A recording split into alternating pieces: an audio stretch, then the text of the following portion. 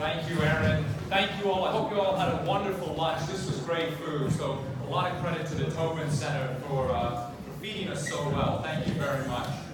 I am absolutely thrilled to have the opportunity to lead this discussion with my friend, my fellow Detroiter, and a real guru when it comes to the idea of creating a place, helping let a city's culture build a city brand. And so I'd like to welcome to the stage Hajj Flemings, CEO, founder of Rebrand Cities. Hajj, thank you so much. Thank you very much.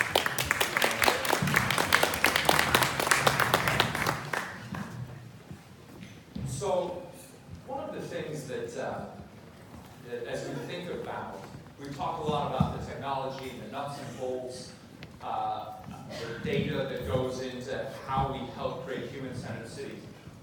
But I think that the missing piece right now is that human center. And there's a great Shakespearean quote that what is the city but the people? And I think that's a great way to kick this off and talk about how people and culture ultimately are going to define those vibrant, successful cities in the 21st century. As we think about that, Hajj, tell us a little bit about Rebrand Cities and how communities can create a place for all people to succeed and thrive in the 21st century. Okay, well, I'm excited to be here, first of all. I think our session is, what, 3.5 hours? About 3.5, yeah. It's a tight 3.5. I want to make sure everybody was awake. So I'm excited. I believe that we should be creating cities for all people. And I wanted to start out with a quote that's from Jane Jacobs, which is an awesome quote, and I'm going to read it to make sure that I don't forget anything on the quote. But it talks about cities have the capacity of providing something for everybody, only because and only when they are created by everyone. And for me, I think it's important as we begin to think about the cities of the future, and we begin to think about places that we're bringing people to, that we need to make sure that we're creating places that everyone feels welcome, it's inclusive, because at the end of the day, I believe that our cities are better when everybody has a place at the table. And it's really important for us to think about this, because in 2050, we all know that like 68 to 70% of people are going to live in cities. We also know that by 2040, I believe, we're going to have the majority of the population is going to be minority, right? So we have to make sure that we're creating places that are places that everybody feels comfortable, feels included, and we have stuff for everybody. So I think it's important for us to have that lens. I think that's a really great point. And as we've heard a lot about some great stories here in San Antonio about creating places for everyone. This morning we had that just absolutely wonderful exploration of global cities as we looked at what's happening in India and China and around the world. But, you know, I'm really excited to be up here because both you and I live in Detroit. And I think that if there isn't a more inspiring story about what's happened over the last 5-10 years in Detroit and the potential that Detroit has going forward, I don't know what other story there is. So tell me a little bit about that Detroit. Tell the whole audience a little bit about that Detroit experience. Yeah, so I'm living in an actual case study, and that's the city of Detroit. So July 18, 2013, Detroit filed the largest municipal bankruptcy. It's about $18 to $20 billion. And so you start looking at a city that built the middle class. That was a city that was thriving, that was built upon manufacturing and cars. And you look at what do we do next? And so we started looking at different ways to brand the city. You start looking at the city of Detroit to figure out what is next. What do we do in Detroit? Like, we make stuff in Detroit. And so now you have other companies that are looking at making bikes or making other kind of things and using that human potential. When you look at Detroit, one thing that was interesting is that we had a workforce that was making a lot of money and there wasn't a lot of education connected to their actual pay grade. And so now how does that person transition into what's next when the next job opportunity probably not going to pay them 6 figures a year, right? And so we had some real big challenges. So if you look at Chicago, the city was designed for tourism and things downtown. Detroit was designed as a manufacturing town. And when manufacturing goes away, then what do you have? And so now we're transitioning into more vertical sectors in terms of things like that. But also too, trying to make sure that our downtown doesn't just become an outlet mall, right? Because now we have Under Armour downtown, we have Nike, which are all great, but are we creating a place for people? And so the one challenge that I have as I look back at my city is, okay, it's great, I see transformation, I see things happening, but I want to make sure that it's not just a shiny building, that the people from the suburbs can come downtown and they have a good time, but then the people who have been in the city don't have a place. We push them out because of housing and things like that. And so I think that there's always going to be that tension and trying to find a place where there's some balance from that, for example. But I am optimistic. I see a lot of great things happening, but I also do see that there's challenges. And if we don't have everybody at the table, we're going to have a homogenous city that is going to do what it's always done. That's right, and what made Detroit special for such a long time was that there's always been those ups and downs, that cyclical flow, but the city's maintained a cultural identity of getting back up off the mat. Yeah. Whether it was Joe Louis, the symbol of our city from the 1920s and 30s, up until today. But another interesting, real quick point about the challenges that Detroit faces is related to the sheer size of the city. We can fit Manhattan, Boston, San Francisco, all within our city limits, geographically speaking. We had almost 2 million people in the 1950s, and now we have about 700,000 that live in the city. We have a massive suburban population covering 3 different counties. And just to add to that, so if you go back to the 60s or go back to the 70s, you literally had a population that had upper, middle, and lower class all in the same city. That's right. And so what happened so now what happens is you have the affluent community leaves, and you leave a lower class, less educated population, and so there's not this balance, right, in terms of being able to learn from, mentor. There was also an interesting study about pools. I don't know whether it was a study on public pools, and I don't know if it was in the 50s or 60s, where from a recreation standpoint, upper, middle, and lower class, we all had recreation together. And then came the private pools. And so what happened is that the affluent were not mixing and integrating with those who were in a lower social class. And so what happened is that you don't have the opportunity to be able to interact, to learn, and for your worldview to literally be changed. And so I think we see a lot of that inside of the city, and you're going to see that in a lot of other major cities. And so how do you balance that? Because if not, then you have the have and the have-not. And it does create some really tough challenges in terms of making cities go forward. And that's something that you tackled head on with Rebrand Cities.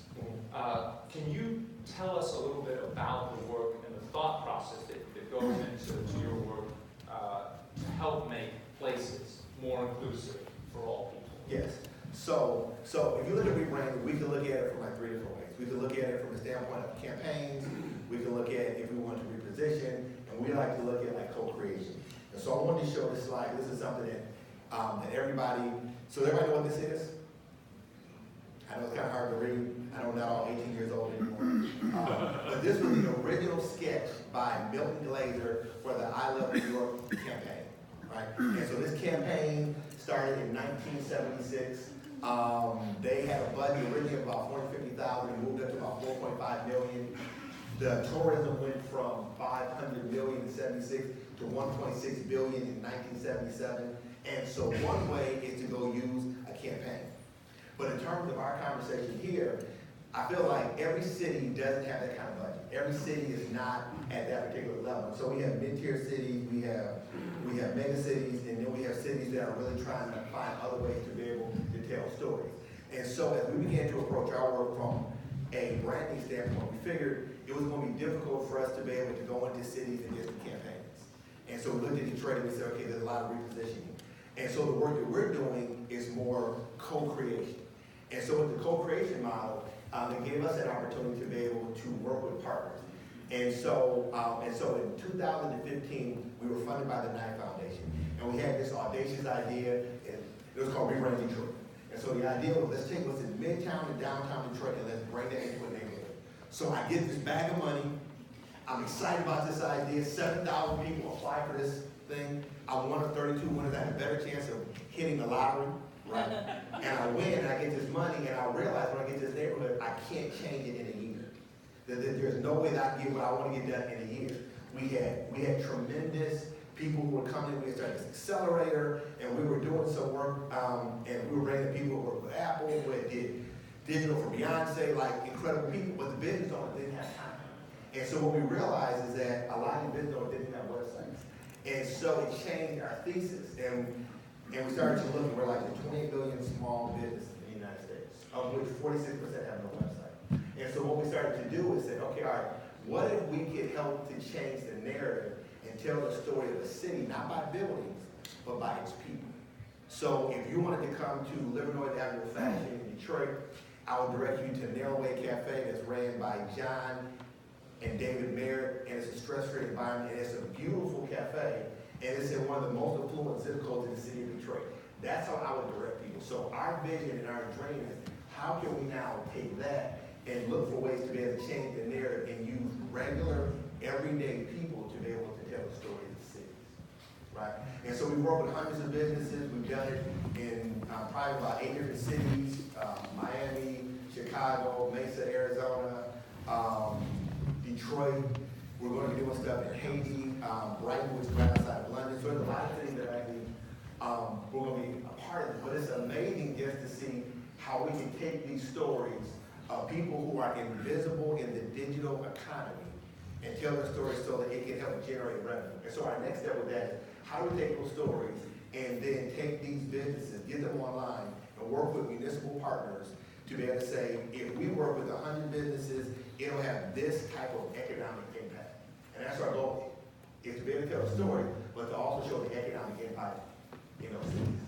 So, I mean, that's a really laudatory goal, and what you're talking about here is looking at the individual, but also putting that within that context of the city itself.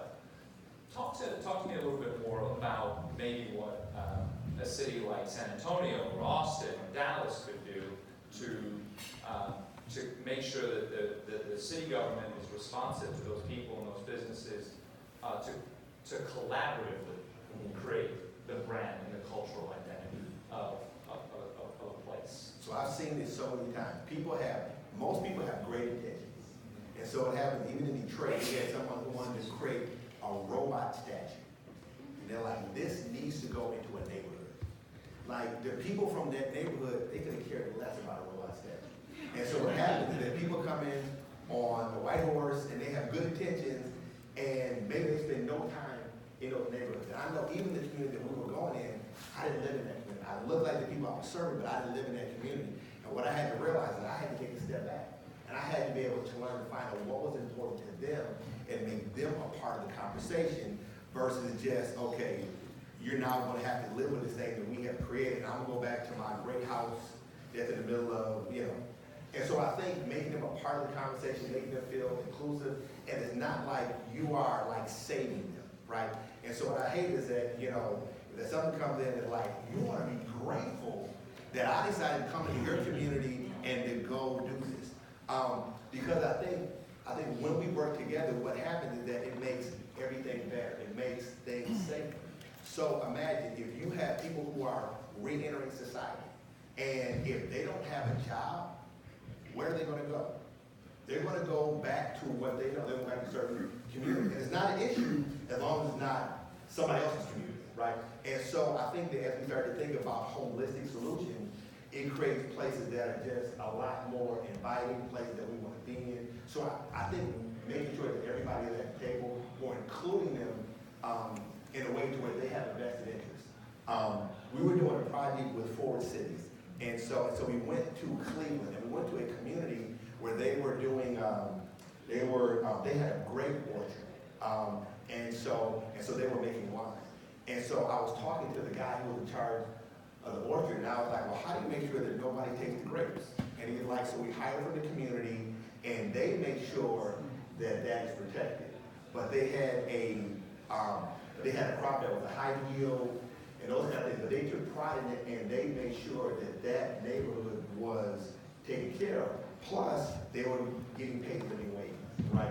And so I think we have to kind of think outside the box a little bit. Well, picking up exactly on what you were saying, this goes back to what Paula was saying yesterday about what CPS is doing, Mayor Young this morning, Brian Dillard. It's about listening to the community. That's first and foremost. As you said, we can't act like we are the savior. We have this brilliant idea. No, it's collaborative. It's listening first, and that's, I think, what CPS Energy is really trying to focus on here in San Antonio. And I think to your point, and so we're doing some work with Travel Portland, which is the tourism component of Portland. An interesting part, so like they have a really cool airport. Has anyone ever been to the Portland airport? Like, it's a great airport, and they have some stores in there that have like local products. And so like I found myself like spending like 15 minutes, 20 minutes like buying this stuff. It wasn't like this manufactured stuff where they just slapped the logo on there. And so it was interesting that they really made an effort. And so when I heard the conversation from Brian yesterday about the kiosks, it took me back to a conversation that I had in Portland.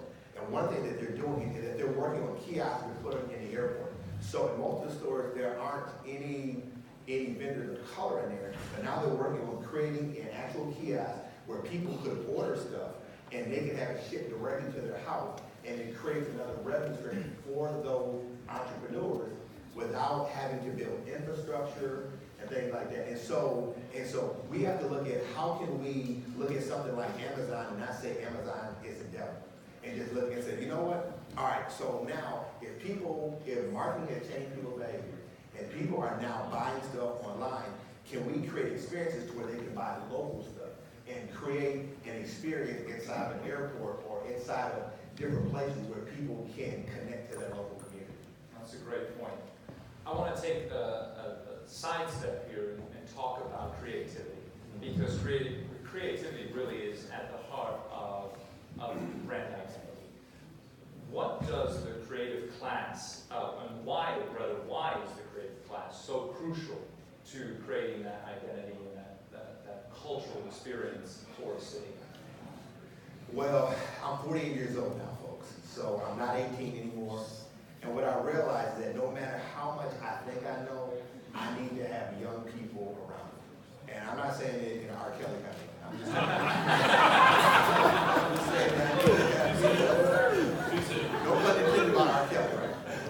But I think it's important to have people who have young ideas.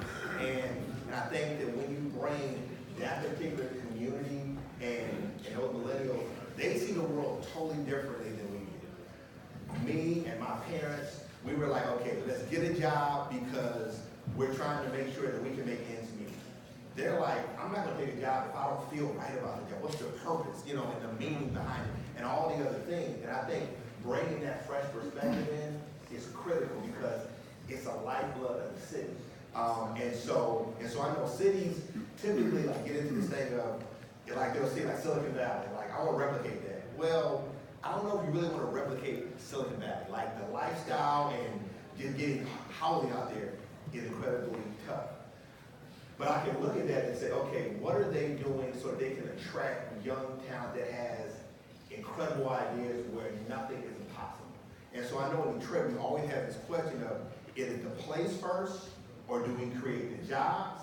And what do we have to do to be able to attract talent? In Detroit, we've allowed corporations to kind of hinder certain things. So we just got light rail, I think about 2 years ago, because we have the big three, and we drive everywhere. If you have to go a quarter of a mile, you drive. Like there's no such thing as like, I'm gonna walk around the corner. Like you drive everywhere. And so those are things that like, I got like the next generation are like, look, like I don't want to drive everywhere. I don't have light rail or things like that. So I think we have to create an environment that attracts that talent because they're going to help us to be able to reimagine our cities.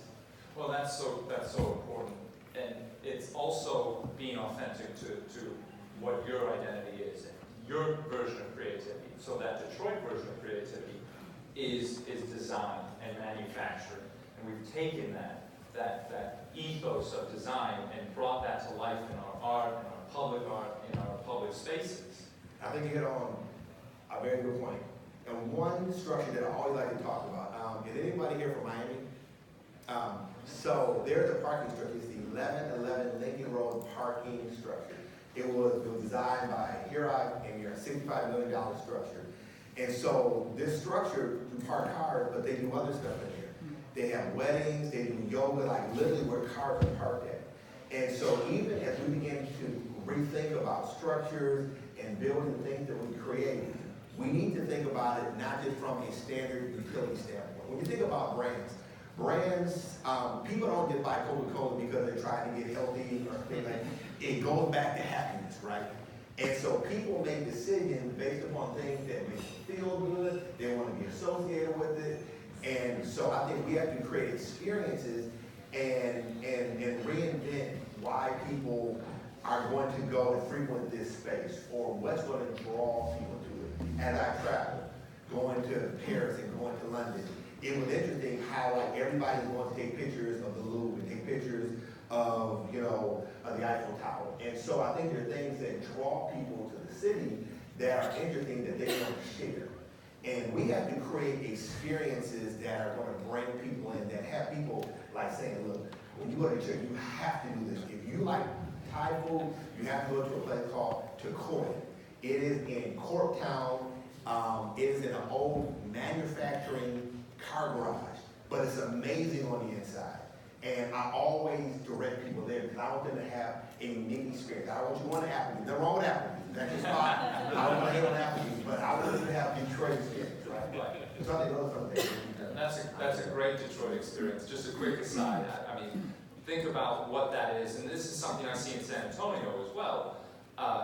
You've got a Thai restaurant in a neighborhood named after the Irish city that Irish immigrants first moved to the city, and that's what makes these cities so vibrant and unique, and we need to celebrate that and accentuate that in that cultural expression.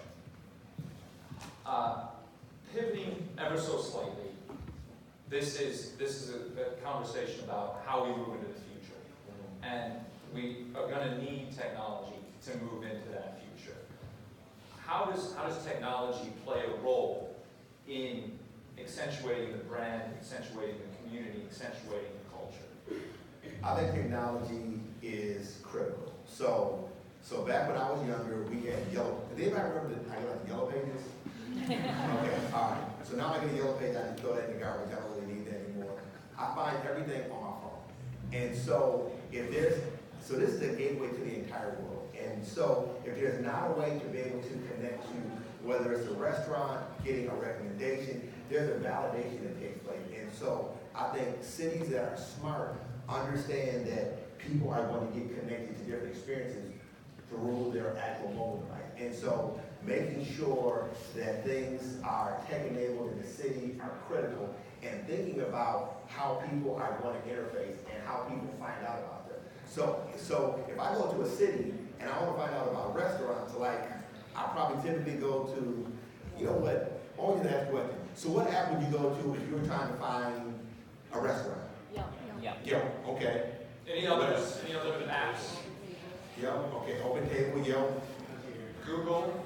It's not a rhetorical question, you can kind of just okay, like Google Maps, right? So the different ways we find out about things, right? And what if these businesses are not there? And what if cities have found ways where they can integrate this stuff in so that it makes it easier for someone to have an experience, to stay, to spend time in the city, or to travel? When I was coming here, I was on a plane, and it was two individuals who sat behind me, and they're from Detroit. They decided to come to San Antonio for their late Valentine's Day vacation. They literally were coming to San Antonio. And that's a good thing, right? Right? Okay. So, but they decided out of all the things to go to that they want to come to San Antonio. There was something that they saw online that piqued their interest in terms of being able to come here, right? And so I think those are things that are going to be critically important. One thing I want to talk about too, even in our work, I think it's going to be very important that we engage women. Lots of times what happens is that we sit at tables where the men might be Caucasian, or they might have historically been in certain situations, and I'm not trying to throw any aspersions to them. But I think it's important for us to understand that men don't have all the good ideas, right? And so even in the work that we do, Most of the time we don't have. like even in the work that we do, like 60% of the business owners that we work with are women business owners. And so it's important to make sure that we have different voices at the table, especially when they make 90% of the purchasing decisions. So for anybody who's married, any guy who's married, you already know your wife is making 90% of the decision. Even don't raise your hand, we all know it's true, right? and so it's important for us to be able to understand that like everybody has to be a part of what's moving forward in our cities. That's a great point. As we think about expanding voices, I'd love you to take us out on sort of that forward-looking perspective of whether it's increasing the role of gender voices, minority voices as we build a culture, whether it's in San Antonio or Austin or Timbuktu. How can we create our own culture, and our own identity, and our own brand? So one thing that I think is critically important, so anyone who does like design thinking knows that we always talk about getting out of the office, getting out of the cubicle. So it's one thing you can design and, and just keep going over the idea, but at some point you have to get the idea in front of real customers, right? And so I think taking the ideas that we have and getting them in front of people so that they can experience, so that we can get feedback is critically important. The other thing is that we have to understand that there are other people that have good ideas. The other aspect of branding, which is critically important, is storytelling. People make an emotional connection to a story. And so it's critically important to be able to understand the ethos of our city, of the places, and be able to create those stories that are going to attract talent, that are going to attract corporations and bring experiences in. I think those parts are going to be important. And then I think we also have to understand that this is something that's going to evolve over time. So no matter what you create today, it's going to change. And I think we have to make sure that we have a complete mindset in terms of making sure that young people, women, people of color, even boomers, right? I mean, so what I try to do, and I'm not trying, I want to make sure that I don't say this the wrong way, right? So I think it's important. So you might have a young person that has great ideas, but they don't have the network or the connection. And then we have the boomers who have been at this for a while, and they have the connection, but maybe they don't have the time or the energy. How do we bring together, fuse together these talents and these resources and make sure that things are working? The other aspect is how can we also help corporations become better citizens? So for us, we have a partnership with WordPress, and so they power 30% of the internet. And the goal is that they help us to be able to create like great solutions for cities and things like that. So we have to also make corporations be accountable and make sure that they are good corporate citizens and making sure that they're doing things that are in the best interest of the entire community as well. I love it, Hajj. Thank you. Accountability. Yeah, let's give it up for Hajj. Accountability, listening, and working together, collaboration. I think that's a beautiful message to take us out into the next discussion. Thank you so much. I really appreciate it. All right, and I have one last request, and I know this is kind of odd, but we're going to do a group selfie, folks. I know this is kind of breaking the mold right now. I'm going to get you out of your comfort zone, but we're going to step down here real quick, and we're going to do a quick little selfie together. So this is going to blow up. There's going to be millions of people that are going to tag this, and it's going to be going all over the world. So if you want to kind of, come in a little bit, you can do that too. I hurt myself.